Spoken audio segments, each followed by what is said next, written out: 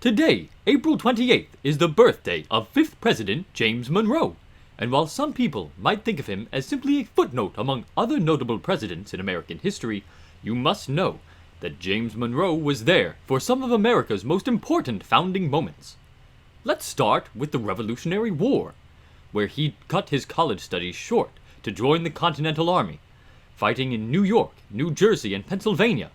He was even wounded at the Battle of Trenton and fought with General George Washington and his troops at Valley Forge, Pennsylvania during the difficult winter of 1777. After the war, as a politician, Monroe would help future 4th U.S. President James Madison create the new U.S. Constitution. However, when Monroe felt the document gave too much power to the government, Monroe took a seat representing Virginia in the U.S. Senate to try to oppose it and protect the people's rights. However, I believe James Monroe's most important duty was as a foreign minister to France.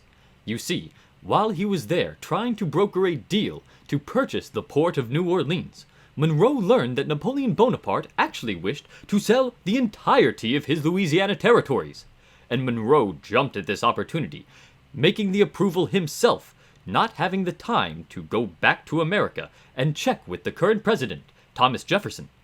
And so he brokered a deal for $15 million to purchase all of the Louisiana territories, effectively doubling the size of the United States and adding the land that would eventually become states like Missouri, Nebraska, and of course, Louisiana. So if you live in the central United States, you likely have James Monroe to thank for your statehood. But nevertheless, today celebrate the birthday of James Monroe.